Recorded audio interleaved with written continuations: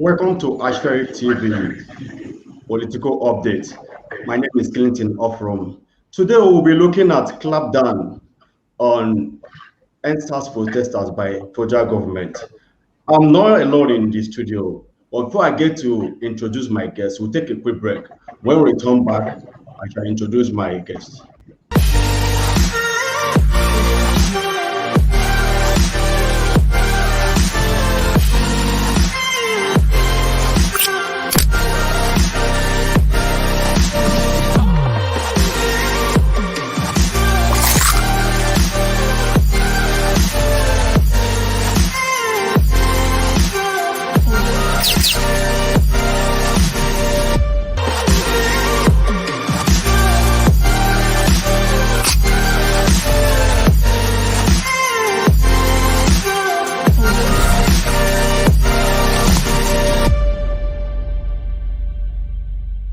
Do not forget to follow us on all our social media platforms and subscribe to our YouTube channel. Turn on the notification button to get notified on our videos. Thank you.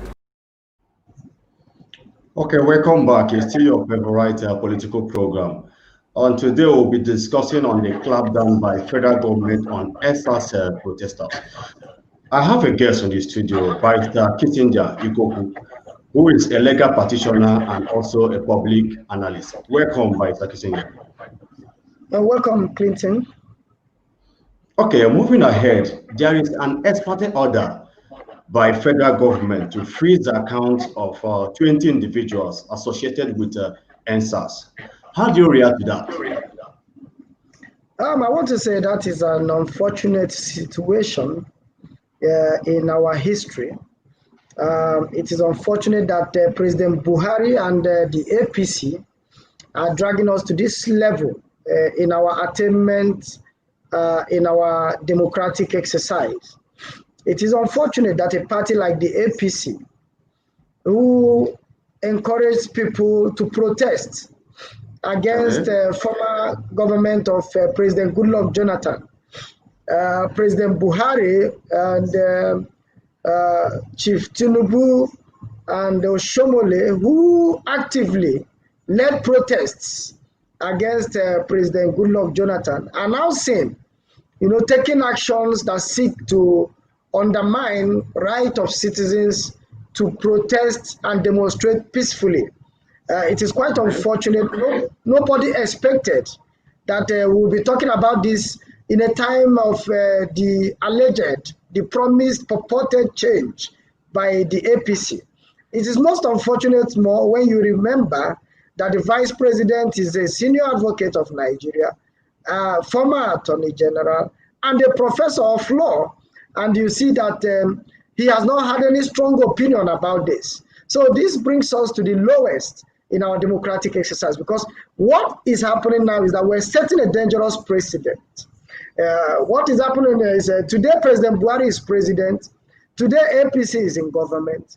We are setting the tone for any administration who comes in to begin to look for all manner of ways to calm down on people who demonstrate peacefully. I don't know if you understand, if you can remember, that the ENDSARS protest was peaceful. It was adjudged peaceful.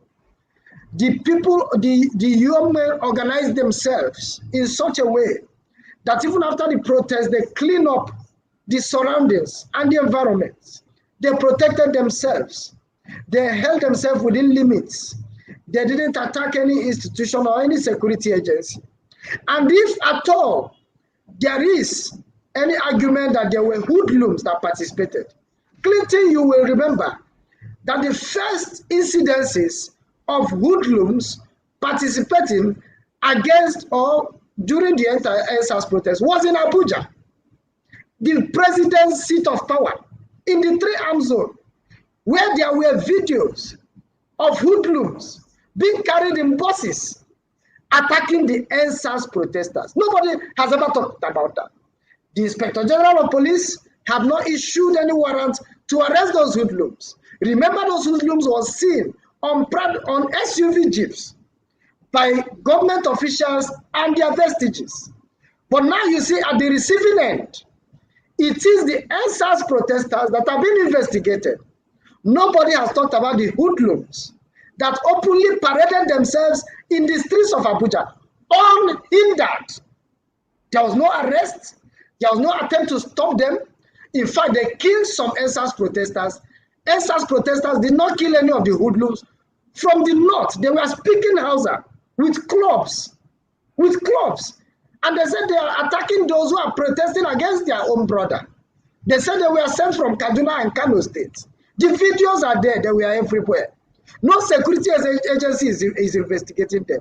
But they are talking about the peaceful protesters. Those who came out with their face. They didn't hide their face. They organized a protest that was peaceful. It was when the state government in Lagos State said, okay, it's okay, leave the place. There is curfew. And they didn't leave. And something happened. When the thing happened, the peaceful protesters now went home. The chaos and the crisis that followed were as a result of the federal government and the state government and the security agencies not being in the street to stop any of those. Okay, if we use the military to stop, to attack the guys at the Lekki toll gate and forcefully remove them there because we felt we have had enough, why didn't we see the army in the malls that were being looted in Lagos? Why did the army not intervene to save the malls from being looted?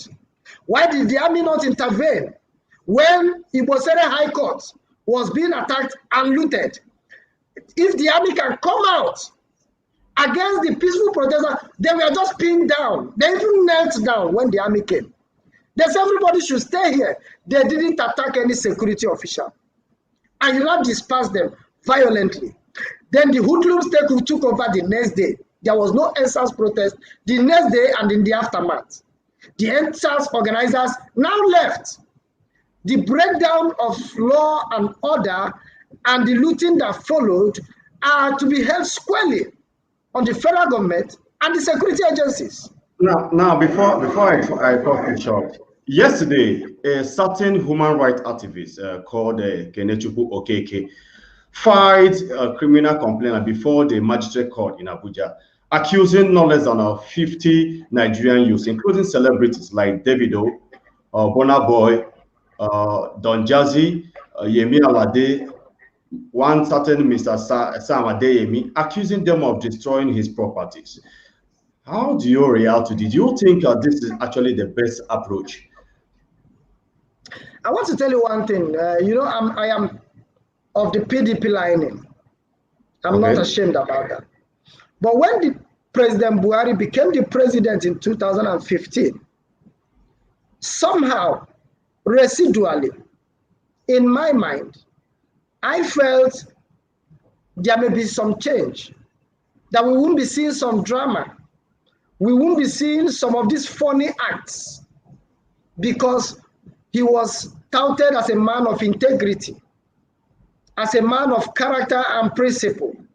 But it's unfortunate that under the President Buhari government, all these dramas are playing out.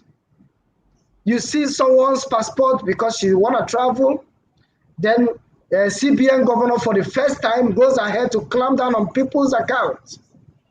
And you see Garba Shehu, the presidential spokesman, defending that. Then you see the phony complaint or the charge filed and the name being bandied. These are unfortunate actions we are seeing, unfortunate incidents, which are not good for our democracy. Please, Clinton, just look at it. One will expect that the ruling party and our leaders will learn some lessons from the ENDSARS protest. That time is coming when the citizens will have enough of their shenanigans, enough of their grandstanding in Abuja.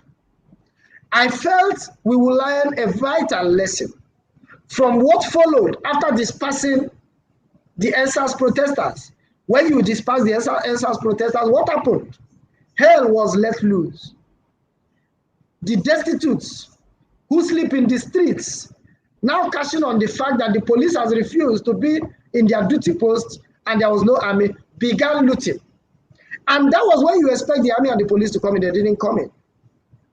So I should believe that we have learned some lessons. What we should have been doing now is to be putting confidence building measures to get the appropriate message from the youths that enough is enough. If there is anything President Buhari should have been doing in the past 3 months, it should be putting machineries in place to stop election rigging, to ensure for electronic voting, to ensure for quick passage of the amendment of the Electoral Act, which President Buhari has not been able to amend a comma. For 6 years, he came for change. He has not been able to amend a comma. And the buck stops at him. The electoral system is the way it is today because President Buhari likes it, and that's the level of his integrity. He criticized PDP of everything, but he and his party enjoys the benefits of the Electoral Act 2010. They have not seen any reason. President Buhari has not made it a priority to amend the Electoral Act. The last time it was amended and brought for his assent, he said he could not assent because it was few months to election. But President Goodluck Jonathan signed for mandatory card reader in February for card reader to be introduced in March of 2015, just few days before the election. President Buhari refused to assent to Electoral Act amendment in December 2018, over 6 months to the date of election. Until date, he has not summoned courage. He has control of the National Assembly, APC has control of the House and the Senate, and they have not done anything to make the use of card reader mandatory for votes, for accreditation, to make for electronic transmission of results, because they are benefiting from the wrong system they criticized when they said they were coming for change. These are the confidence building measures that I would have expected the president to begin to set up so that the youths will begin to see hope. There is, I don't know when last, the youths of this country came out with their heart and celebrated the October 1st independence of Nigeria. Okay. And it doesn't bother our leaders that the failure of patriotism, they should see the Armageddon coming. The ENDSARS is just part one, and in the trajectory they are going, I see it create more problem than it will solve. Now you have said a lot. Looking at the ENDSARS protests, we know it went beyond police brutality. The youths were demanding for good governance. They were demanding for accountability from the federal government. What is the possible way, do you think, the federal government can arrest the situation and meet up the demands from the youths? It is very simple. The federal government must act fast to start to build bridges of confidence, to start to be transparent, to start to show accountability, and to give citizens hope that Nigeria can work. Part of it is the restructuring we are talking about of the economy, restructuring of the structure of Nigeria that is not working, electoral reforms, independence of the judiciary should be deepened. There should be a quick dispensation of justice to help. So every resources, every effort should not be spared to give us a system that works. A lot of Nigerians are living in the diaspora because of squeezed opportunities. And they would like to see a nation that is working. That President Buhari's government would have learned some lessons from. But it seems they are living in denial. And the worst for me is yet to come. Okay, you mentioned about electronic voting system. Um, I want to get your view on this. The INEC chairman came up to say they'll have a test run of electronic voting system in Anambra state governorship election coming up next year. How do you think this process can work to curb electoral malpractices?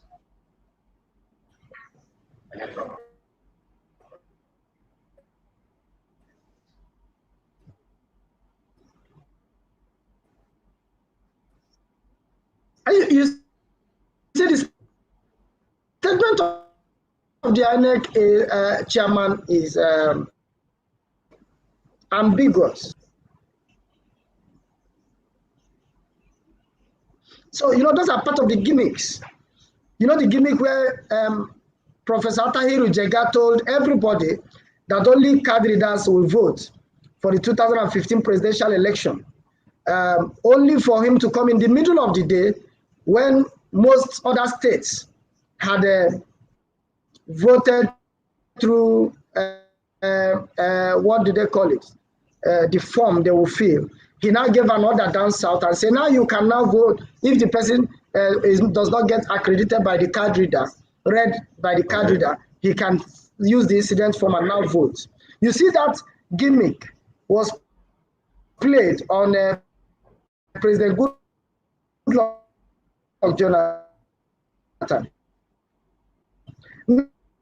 Now you can't tell us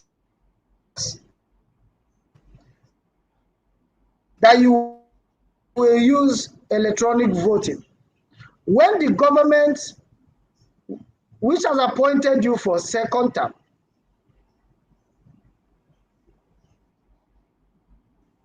Okay. Hello. Can you hear me, Mr. Kissinger?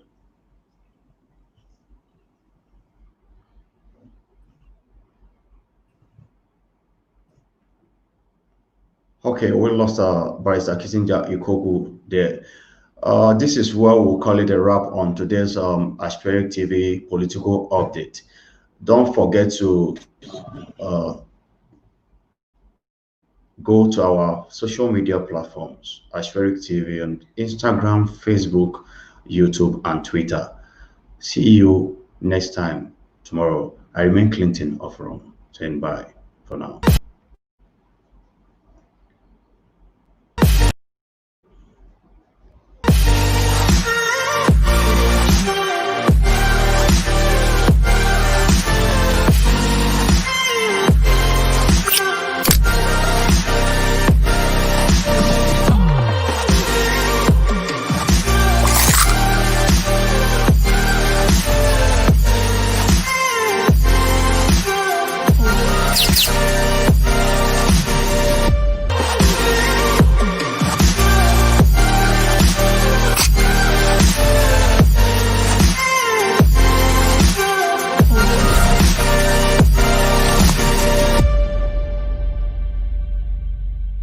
Do not forget to follow us on all our social media platforms.